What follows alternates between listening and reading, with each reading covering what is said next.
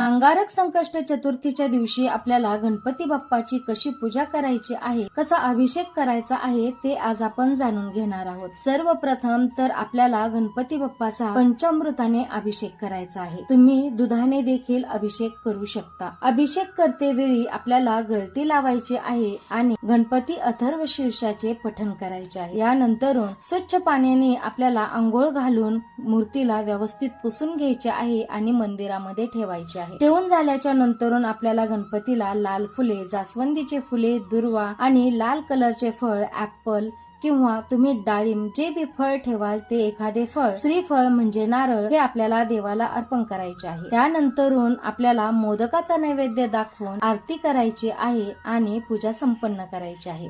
त्यानंतरून चंद्र उदयाच्या टायमाला आपल्याला चंद्राची, माता तुळशीची पूजा करायची आहे आणि व्रत संपन्न करायचे आहे।